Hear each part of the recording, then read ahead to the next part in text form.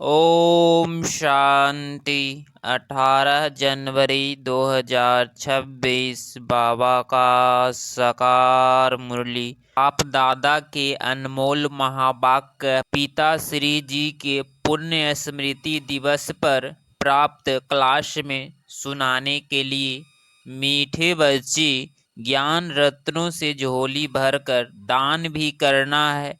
जितना दूसरों को रास्ता बताएंगे उतना आशीर्वाद मिलेगी। ओम शांति। मीठे बच्चों को यह पक्का याद रखना है कि शिव बाबा हमको पढ़ाते हैं। शिव बाबा पतित पावन भी हैं, शतगति दाता भी हैं। शतगति माना स्वर्ग की रजाई देते हैं। बाबा कितना मीठा है, कितना प्यार से बच्चों को बैठ पढ़ाते हैं। बाप दादा द्वारा हमको पढ़ाते हैं। बाबा कितना मीठा है, कितना प्यार करते हैं, कोई तकलीफ नहीं देते। सिर्फ कहते हैं मुझे याद करो और चक्र को याद करो। बाप की याद में दिल एकदम ठग जानी चाहिए, शीतल हो जानी चाहिए। एक बाप की ही याद सतानी चाहिए, क्योंकि बाप से वर्षा कितना भारी मिलता है। अपने को देखना चाहिए, हमारा बाप के साथ कितना लव है, कहाँ तक हमारे में दैवी गुण है। क्योंकि तुम बच्चे अब कांटों से फूल बन रहे हो। जितना जितना योग में रहेंगे उतना कांटों से फूल सतो प्रधान बनते जाएंगे। फूल बन गए फिर यहाँ रह नहीं सकेंगे। फूलों का बगीचा है ही स्वर्ग में।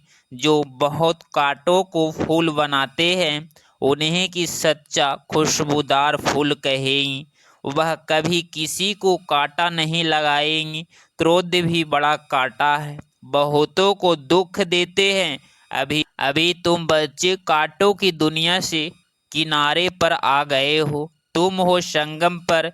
जैसे माली फूलों को अगर पाट बर्तन में निकाल कर रखते हैं, वैसे ही तुम फूलों को भी अब संगम योगी पाट में अलग रखा हुआ है। फिर तुम फूल स्वर्ग में चले जाएंगे, कलयुगी कांटे भस्म हो जाएंगे। मीठे बच्चे जानते हैं प्रलौकिक बाप से हमको अविनाशी वर्षा मिलता है।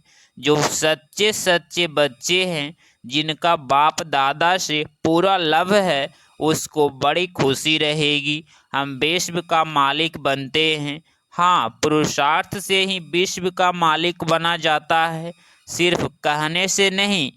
जो अन्य बच्चे हैं उन्हें को श्वेत यह याद रहेगा कि हम अपने लिए फिर से वही सूर्यवंशी चंद्रवंशी राजधानी स्थापन कर रहे हैं।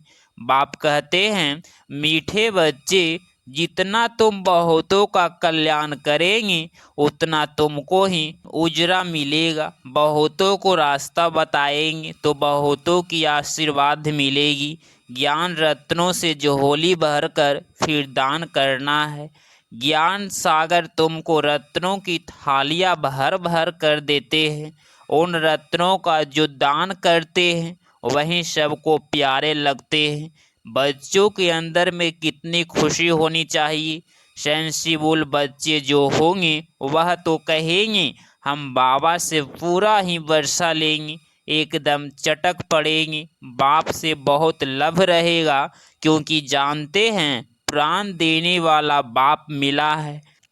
नॉलेज का वरदान ऐसे देते हैं जिससे हम क्या से क्या बन जाते हैं, इंसॉल्वेंट से सॉल्वेंट बन जाते हैं।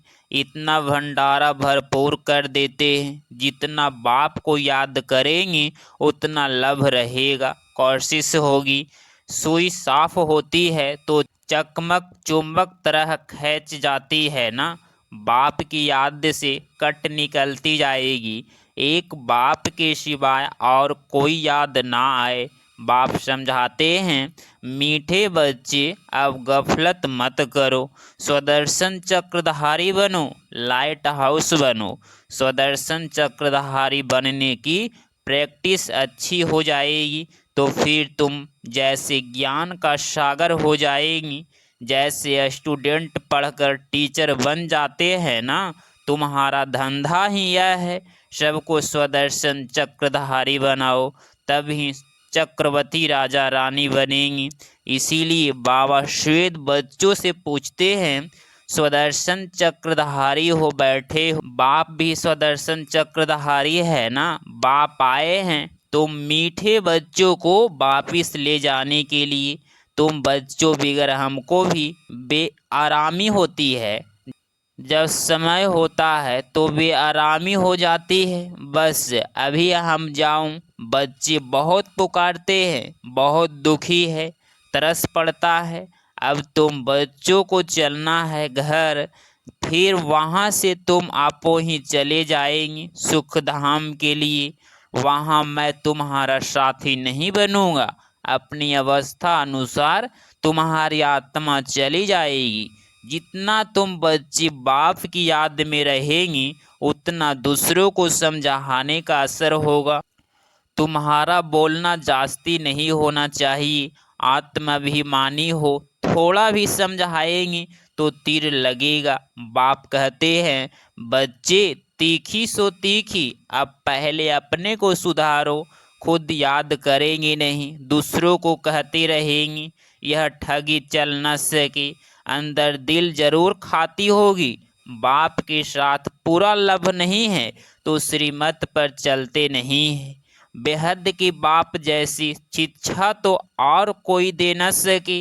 बाप कहते हैं, मीठे बच्चे इस पुरानी दुनिया को अब भूल जाओ, पिछाड़ी में तो यह सब भूल ही जाना है। बुद्धि लग जाती है अपने शांति धाम और सुख धाम में। बाप को याद करते करते बाप के पास चले जाना है। पतित आत्मा तो जा न सके, वह है ही पावन आत्माओं का घर। यह शरीर 5 तत्वों से बना हुआ है, तो 5 तत्व यहाँ रहने के लिए खींचते हैं, क्योंकि आत्मा ने यह जैसे प्रॉपर्टी ली हुई है, इसीलिए शरीर में ममत्व हो गया है। अब इनसे ममत्व निकाल जाना है अपने घर। वहाँ तो यह 5 तत्व है नहीं। सतयुग में भी शरीर योग बल से बनता है, शतो प्रधान प्रकृति होती है, इसीलिए खींचती नहीं, दुख नहीं होता। यह बड़ी महीन बातें हैं समझने के लिए। यहाँ 5 तत्वों का बल आत्मा को खींचता है, इसीलिए शरीर छोड़ने के लिए दिल नहीं होती है। नहीं तो इसमें और ही खुश होना चाहिए। पावन वन शरीर ऐसे छोड़ेंगी जैसे मक्खन से बाल, तो शरीर से सब चीज़ों से ममत्व में एकदम मिटा देना है। इससे हमारा कोई कनेक्शन नहीं। बस हम जाते हैं बाबा के पास, इस दुनिया से अपना बैजेज तैयार कर पहले से ही भेज दिया है। साथ में तो चल न सके, बाकी आत्माओं को जाना है, शरीर को भी यहाँ छोड़ देना है। बाबा ने नए शरीर का साक्षात्कार करा दिया। हीरे जवाहरातों के महल मिल जाएंगे। ऐसे सुख धाम में जाने के लिए कितनी मेहनत करनी चाहिए, थकना नहीं चाहिए। दिन रात बहुत कमाई करनी है। इसीलिए बाबा कहते हैं, नींद को जीतने वाले बच्चे मामे कम याद करो और विचार सागर मंथन करो। ड्रामा के राज्य को बुद्धि में रखने से बुद्धि एकदम शीतल हो जाती है। जो महारथी बच्चे होंगे वह कब हिलेंगे नहीं। शिव बाबा को याद करेंगे तो वह संभाल भी करेंगी।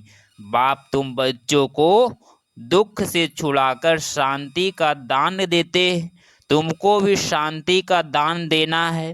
तुम्हारी यह बेहद की शांति यथार्थ योग बल दूसरों को भी एकदम शांत कर देते हैं। तुम बाप की याद में रहकर फिर देखो यह आत्मा हमारे कुल की है या नहीं। अगर होगी तो एकदम शांत हो जाएगी। जो इस कुल के होंगे उन्हों को ही इन बातों से बैठेगा। बच्चे याद करते हैं तो बाप भी प्यार करते हैं। आत्मा को प्यार किया जाता है, यह भी जानते हैं। जिन्होंने बहुत भक्ति की है वह भी जास्ती पढ़ेंगे। उनके चेहरे से मालूम पड़ता जाएगा कि बाप में कितना लव है। आत्मा बाप को देखती है। बाप हम आत्माओं को पढ़ा रहे हैं।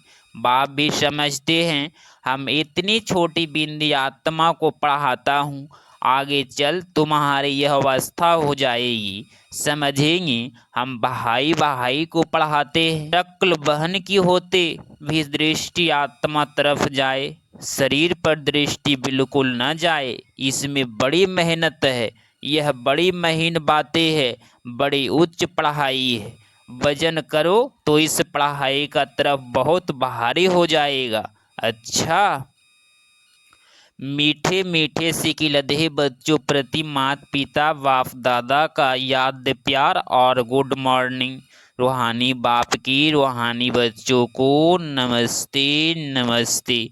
अव्यक्त महावाक्य। महावीर बच्चों के संगठन की विशेषता एक रस एक टिक स्थित 9-12-75 9-12-75 महावीर यथार्थ विशेष आत्मा।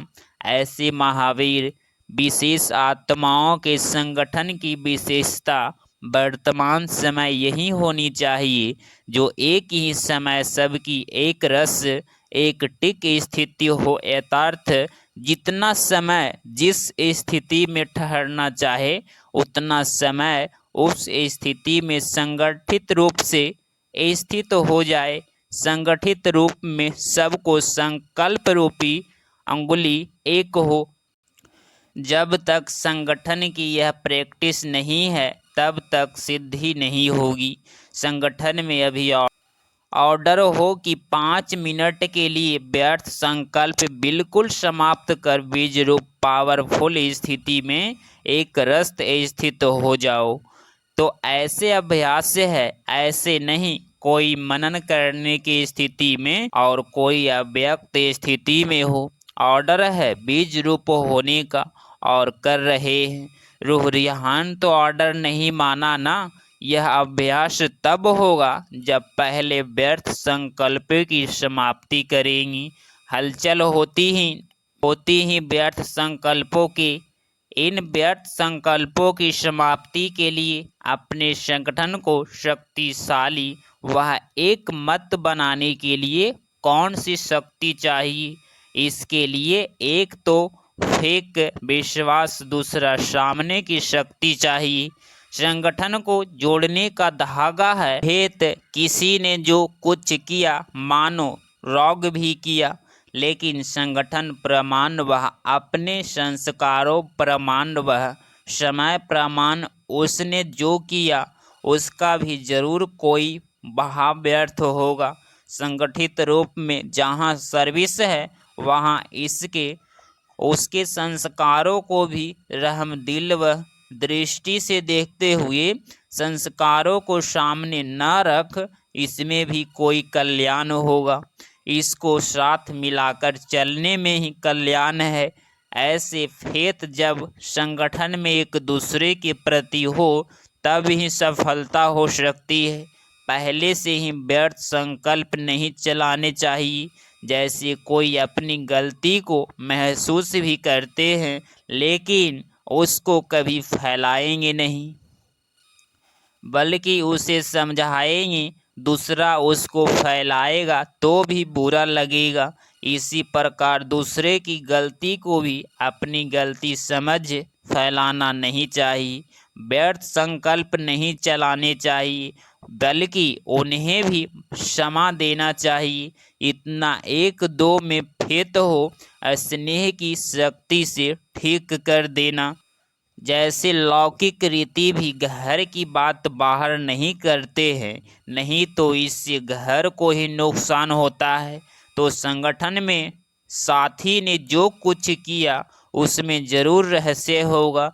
यही उसने रॉन्ग भी किया होगा तो भी उसको परिवर्तन कर देना चाहिए। यह दोनों प्रकार के फेत रखकर एक दूसरे के संकल्प संगठन की सफलता हो सकती है। इसमें समाने की शक्ति ज़्यादा चाहिए। व्यर्थ संकल्पों को समाना है, बीते हुए संकल्पों को कभी भी वर्तमान समय से लैटरी मिलान नहीं करो, यथार्थ पास्ट को प्रेजेंट नहीं करो। जब पास्ट को प्रेजेंट में मिलाते हो तब ही संकल्पों की क्यूब लंबी हो जाती है, और जब तक यह व्यर्थ संकल्पों की है तब तक संगठित रूप में एक रस्त स्थिति हो नहीं सकती। दूसरे की गलती से अपनी गलती समझना, यह है संगठन को मजबूत करना। यह तब होगा जब एक दूसरे में फेत होगा, परिवर्तन करने के फेत या कल्याण करने के फेत, इसमें समाने की शक्ति जरूर चाहिए।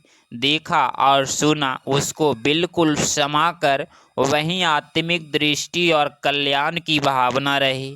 जब अज्ञानियों के लिए कहते हो अपकारियों पर उपकार करना है, तो संगठन में भी एक दूसरे के प्रति रहम की भावना रहे।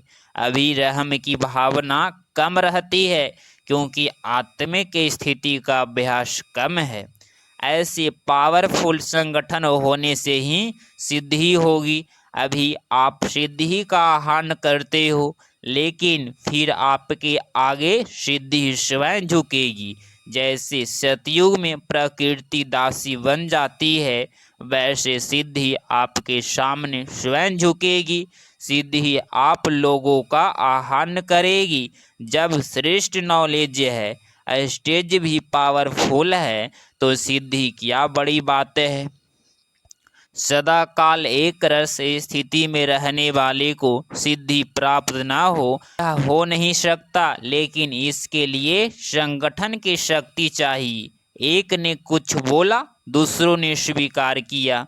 सामना करने की शक्ति ब्राह्मण परिवार के आगे यूज नहीं करनी है, वो माया के आगे यूज करनी है। परिवार से सामना करने की शक्ति यूज करने से संगठन पावरफुल नहीं होता। कोई भी बात नहीं जचती तो भी एक दूसरों का स्वीकार करना चाहिए। उस समय किसी के संकल्प व बोल को कट नहीं करना चाहिए। इसीलिए अब समाने की शक्ति को धारण करो। संगठित रूप में आप ब्राह्मण बच्चों की आपस के संकल्प की भाषा भी अव्यक्त भाव की होनी चाहिए। जैसे फरिश्ते अथवा आत्माओं से बोल रही है, किसी की सुनी हुई गलती को संकल्प में भी स्वीकार न करना और न कराना ही चाहिए। ऐसे जब स्थिति हो तब ही बाप की जो शुभ कामना है संगठन की है वह प्रैक्टिकल में होगी। इसके लिए विशेष पुरुषार्थ अथवा विशेष अनुभवों की आपस में लेन देन करो। संगठित रूप में विशेष योग के प्रोग्राम चलते रहे तो विनाश ज्वाला को भी पंखा लगेगा। योग अग्नि से विनाश की अग्नि जलेगी। अच्छा, ओम शांति। 18 जनवरी 2026 का वरदान। व्यक्त में रहते अव्यक्त फरिश्ते रूप का साक्षात्कार कराने वाले सफ़ेद वस्त्रधारी और सफ़ेद लाइट धारी भव। स्पष्टीकरण। जैसे अभी चारों ओर यह आवाज़ फैल रहा है कि यह सफ़ेद वस्त्रधारी कौन है और कहाँ से आए हैं, ऐसे अब चारों ओर फरिश्ते रूप का साक्षात्कार कराओ। इसको कहा जाता है डबल सेवा का रूप। जैसे बादल चारों ओर छा जाते हैं, ऐसे चारों ओर फरिश्ते रूप से प्रकट हो जाओ। जहाँ भी देखो तो फरिश्ते ही नजर आए, लेकिन यह तब होगा जब शरीर से डिटैच होकर अंतवाहक शरीर से चक्र लगाने की अभ्यासी होगी। मनसा पावरफुल होगी। स्लोगन। सर्वगुणों व सर्व शक्तियों के अधिकारी बनने के लिए आज्ञाकारी बनो। अव्यक्ति सारे। इस अव्यक्ति मास में बंधन मुक्त रह जीवन मुक्त स्थिति का अनुभव करो। जैसे बाप सदा स्वतंत्र है, ऐसे बाप समान बनो। बाप दादा अब बच्चों को स्वतंत्र देख नहीं सकते, अगर स्वयं को स्वतंत्र नहीं कर सकते हो, स्वयं ही अपनी कमजोरियों से गिरते रहते हो, तो विश्व परिवर्तन कैसे बनेंगे। अब इस स्मृति को बढ़ाओ कि मैं मास्टर सर्वशक्तिमान हूँ। इससे सहज सर्व पिंजरों से मुक्त उड़ना पक्षी बन जाएंगे। अगर आप इस चैनल पे डेली मुरली क्लास सुन रहे हैं तो चैनल को प्लीज़ सब्सक्राइब करें और नोटिफिकेशन ऑल पे क्लिक करें। मिलते हैं अगली मुरली क्लास में। ओम शांति। ओम शांति। ओम शांति।